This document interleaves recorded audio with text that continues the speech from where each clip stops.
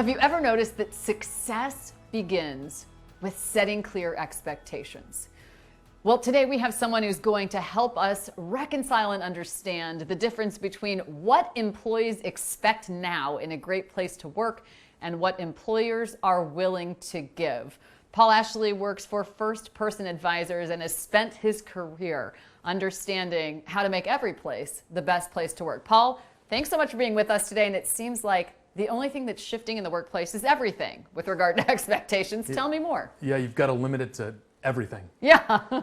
It's really astounding. There was a recent survey, our national partner NFP did a survey, and 70% of the employees surveyed in late 20 and early 21 said that they put virtual and flexible work environments to be as important, not almost as important, on par with pay and benefits. Of course, pay and benefits have been the core of the employee-employer contract, right? And now employees are saying where and how I work is as important as that core contract. Well, Bloomberg Financial just released a study and they were sharing what employees would give up in order to stay at home, even if their employers want them to come back. Some of the top items on the list were cash, vacation, and shockingly to me, Netflix and Amazon. People would rather not have Amazon than go into the office. How do you reconcile that? Well, I don't reconcile the last thing. I mean, if you're going to work from home or work from anywhere is kind of the vernacular, you better have Amazon Prime. So that makes no sense to me. But the idea that they would give up actual total cash compensation makes complete sense to me. An anecdote I have, and I'll leave the employer's name out of it, but Midwest-based employer, about 400 employees in the medical technology space, recently posted a new role. And of course, it's a difficult candidate pool right now. And they said this job will be in the office 3 out of 5 days. The other 2 will be virtual or work from home. And then as they got a candidate pool, started interviewing, they made a strategic shift to say, wait a second, we really want them to be here 4 out of 5 days. Guess what happened to their candidate pool? They all withdrew. 100%? 100% withdrew. They had like 20 candidates, all gone. And you're thinking, that makes no sense. I mean, it's such a minor shift, but the desire to have flexibility and autonomy is so real right now, so driven by the last 18 to 24 months of how we work, that it is that sensitive, that if you're changing just exactly one day, folks are opting out and looking for something else. How do you find employers adjusting? I mean, who's an example, it doesn't have to include a name, of an organization that's doing it well, that gets it, that's stepping into this new world? Another example, another Midwest-based technology firm now, about 200 employees. Early on in the pandemic, as most white-collar employers did, they quickly pivoted to 100% virtual and did so quite successfully, right? That's something we saw across the board. And it worked so well that they said, hey, let's shift to a work from anywhere mentality. So they got rid of their office space. They didn't have that lease and carrying costs anymore. They can use that to reinvest in more important things. And then they told folks, you can literally work from anywhere. Well, what did it do for them positively? It engaged employees better because it's what they wanted. It allowed for retention and recruitment. It grew their pool of candidates because they aren't like just coming from where they are in the Midwest, but they're recruiting from anywhere because it doesn't matter where. All those are extreme positives. Now, the unintended consequence of that, not to focus on the unintended consequence, but a lot of their employees took them up on it and started working from anywhere. Where did they start working from? Other states. Some of those states have different labor laws than where they're headquartered. And that created a bit of a challenge for employers. So they got to keep their head on a swivel when they choose to go places that are different than their normal home states. It does put some strain on the employer, but those are things that are adaptable. You just have to be aware that they're coming.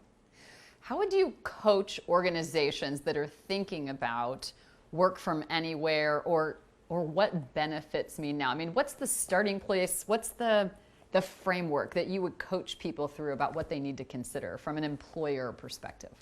Framework for us is something we call the total rewards halo.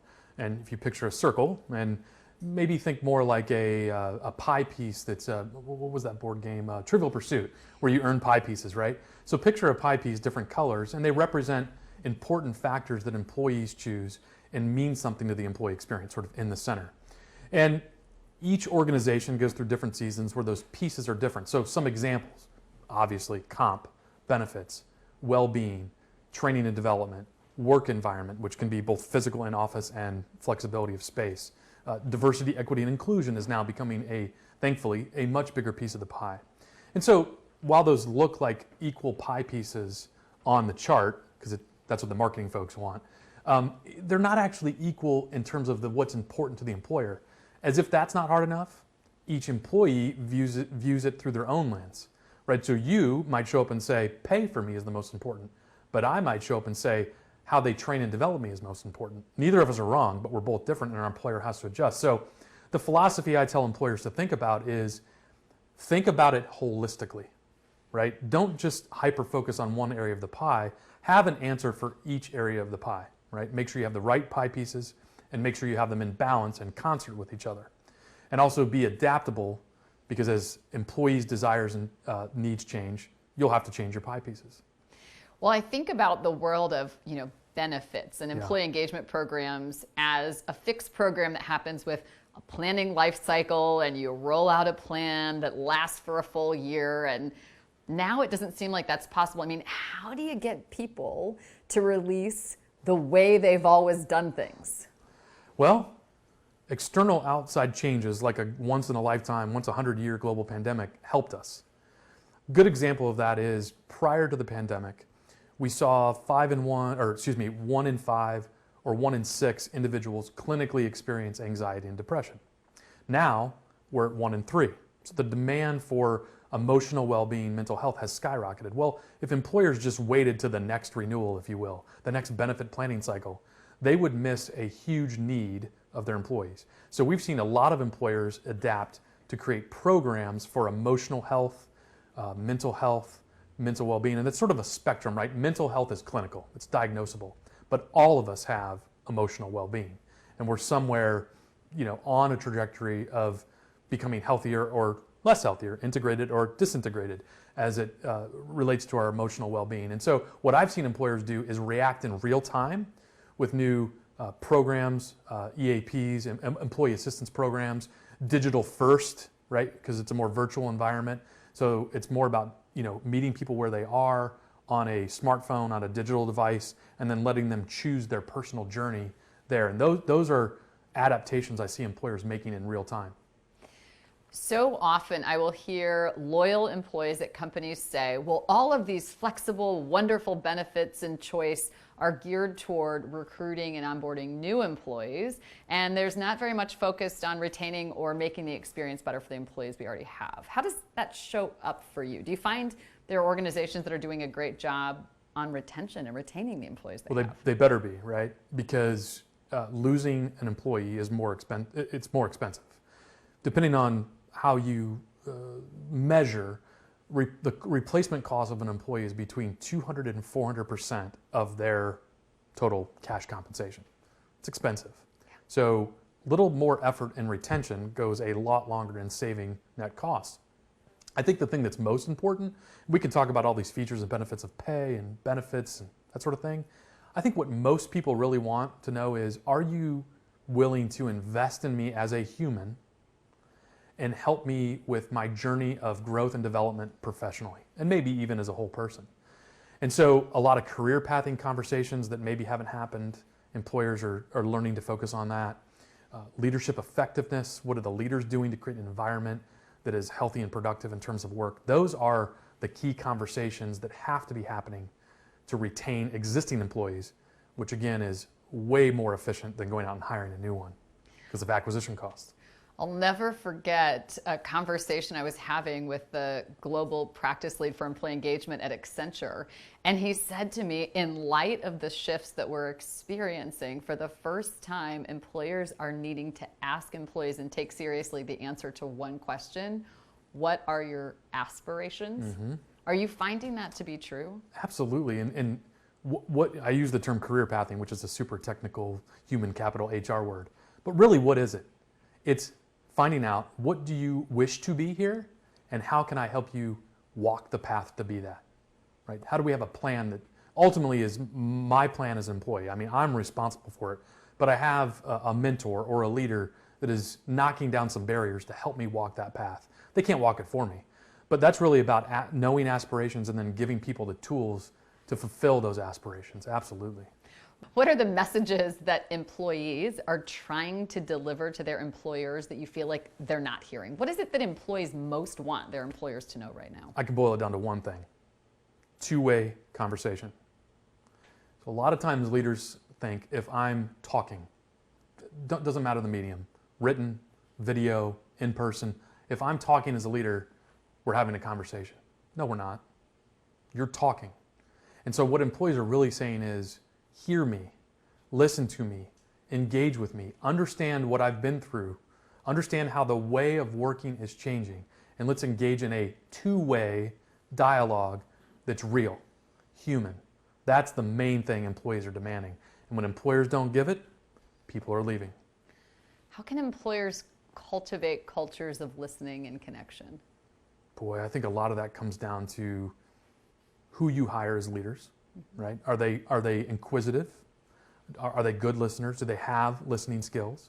I think it's, do you allow the organization and people in the organizations to fail fast and take risks, right? To listen to those feedbacks. Without doing that, ultimately leaders, poorly positioned leaders aren't going to function well. Hybrid work. Employees want it, employers need it, and everyone has questions. When done right, facilitating flexible work can be a win-win for everyone. Happier employees, engaged teams, and better business outcomes. Robin is here to make the logistics easy. Our all-in-one workplace experience platform helps thousands of companies reimagine their approach to work. To learn more about how we make hybrid work work, visit robinpowered.com. I had someone say to me, work from anywhere is the new free lunch. Mm-hmm. And I'm sure you've had employers that try we'll give you the free on-site dry cleaning, and we used to give you meals, and that was viewed as a benefit. I mean, how do people think about that differently now? How does that translate into a success from anywhere world? Well, of course, the physical things of a workplace aren't being leveraged as often because most people either haven't returned to the office, they're delaying the return to the office, or there's limited return to the office. And so the free lunch and the dry cleaning pickup at work doesn't mean anything, because I'm not there. And so what they're really looking for are things that help them with work-life balance, managing the distractions of what's happening at home with demands of work, right? EAP, as I mentioned, is a good example of that.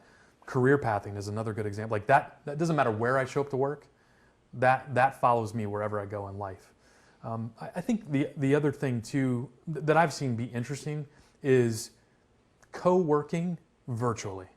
What I mean by that is scheduling purposeful time where you're on some sort of, Zoom, Teams, insert the technology you love best here. We're not sponsored, are we? Okay, all right, good.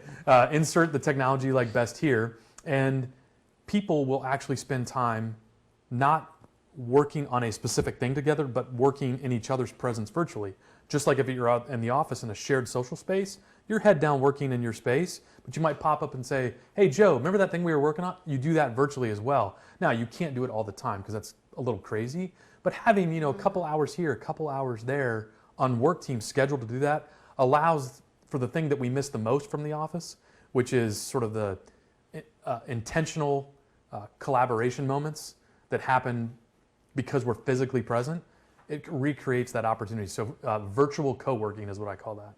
Virtual co-working. And what I'm hearing you say within that is employees still value gathering. Yes, they love to gather.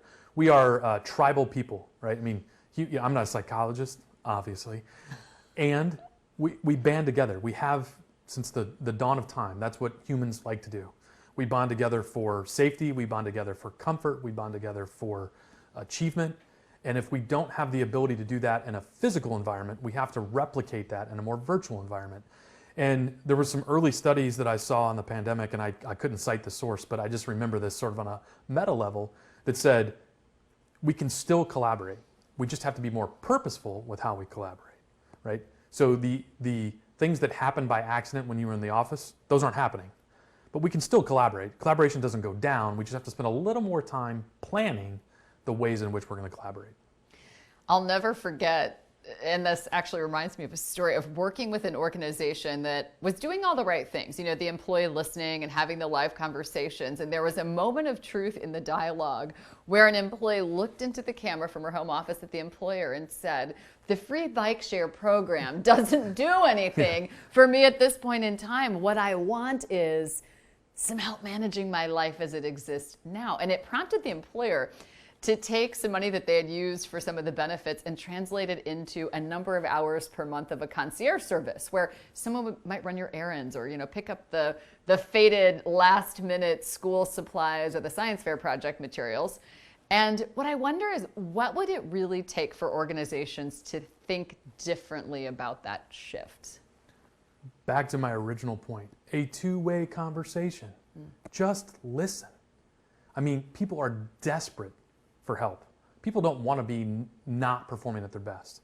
And if you simply give them an environment where they can speak freely, be trusted, have a partner that they know, whether it's a mentor or a peer or a leader that they report to, and just listen. Shut up, honestly, shut up. Don't tell them what they want.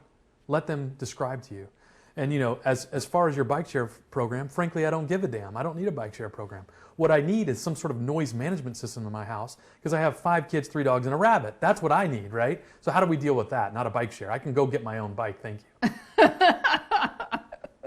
Well, you know, as I'm thinking about all these shifts that are happening, part of it really challenges or invites us to step into really reimagining the construct of work now.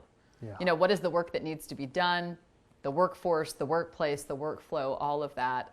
How can people step back? I mean, how do you see employers step back out of the overwhelm of, that's a lot to consider all of a sudden? Boy, it's tough. I was prepping for another conversation yesterday and realized we're sort of having a post-World War II type moment. There was a massive sea change in the culture of the culture in the world, but the way we work in the United States, like the post-industrial World War II revolution. I think that's what's happening right now. We fought a different kind of war, a global pandemic, and it accelerated by 10 years how we work, how people demand to work. And I think just admitting that's the moment we're in, that might be half the battle. Just, this is why I'm so overwhelmed. This is why this is so crazy. It's like our forefathers who dealt with post-World War II and had to change completely how we work. That's kind of where we're at now. And so realizing that is probably most of it. I also think there's a lot of, I'm involved in a lot of both presenting to and being, I'm only in one peer group, but presenting to other peer groups about the way we're working is changing, the employee experience demands are changing.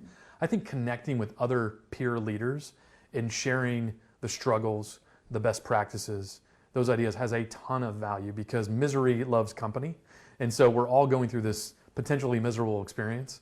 And if we can band together and share best practices and ideas across peer groups, industry groups, if you will, then I think there's going to be a lot better adaptation to the way we work. The new chicken and egg seems to be burnout, this topic, right?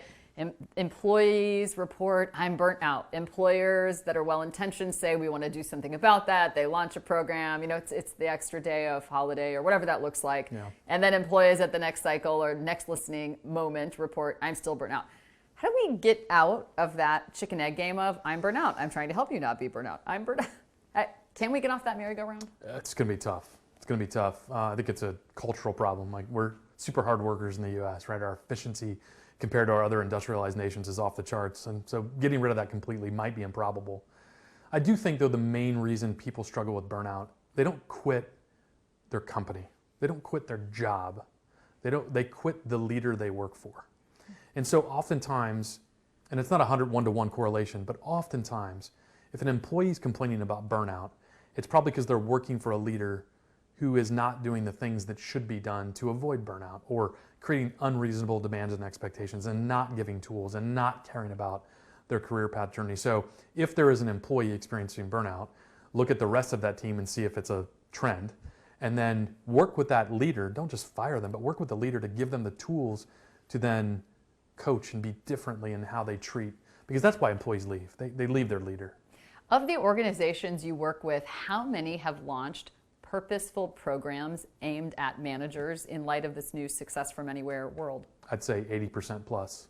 80% of employers are investing in the broad category of employee emotional well-being through the conduit of training leaders and managers, equipping them with skills. Mental health first aid is a good example. That's a great example of what we see happening, where you're giving managers specific skills to deal with mental health crises in the workplace, not to be clinicians, that's not the ask, but how to identify and then resource people. And so I'd say 80% of employers are doing things like that, equipping the managers differently to be better leaders of the human experience. What are the top 3 skills leaders need now to be great at managing success from anywhere? First answer is listening, listening, and listening. But if I had to then give you 3 separate answers, it would be listening. It would then be the skill of career pathing, or how do we help people become masters of what they do and have more autonomy and purpose, right? Stealing from Mr. Dan Pink, I believe. And then the third thing, understanding how the way we work is changing, and that we're in an environment that is changing more rapidly than it ever has. I mean, if we rewind and go pre-pandemic, the only thing that was constant was change. Now the speed of that change is even more constant. So I think maybe the other way to say that is, the third thing is, leaders and managers have to be learners, to be lifelong learners. Because if you think the way it works today is going to work forever, good luck, right? So listen, help them with their career journey, and then be yourself as a leader, be a learner. What is your greatest hope or aspiration for this new world of work? That my 5 children would become gainfully employed, and then allow me to become independently wealthy from their earnings, so that I can live in the manner in which I hope to become accustomed. Or, you want to ask that again? What is your greatest hope or aspiration of what might be possible on a grand scale for all of humanity in this new world of work? So I think the thing that employers have struggled with, at First Person we have a thing called the Performance Climate Survey as the tool. And it surveys 10 different drivers. And the driver that, no matter who the organization is, even the greatest organizations, they score lowest always on strategic internal communications. Always. It's hard to do. And so I think if employers would really pause and think about how they market and communicate internally to their own organization, and take it as seriously as they do with their external customer, things would go so much better. Because we make these incredible boardroom decisions, but then we kind of fall flat on the rollout internally. Not the way to do it. You can make okay boardroom decisions, but nail the communication, you're going to get much better output in terms of employee engagement and experience. So the internal marketing is a huge challenge. The other way I say that to leaders is, pause for a moment. Think about how well or poorly you communicate internally. And they're kind of getting a fidget in their seat. And I said, now what if you did that to your prospects and customers? Oh God, what, our business would be closed. Then why are you doing it to your most important customer, who buys from you literally every day, your employee? They are a customer. They are making a buying choice every day. So focus on that, as well as, if not arguably better than, your external marketing message. Hiring is the new housing, and it's a candidate's market.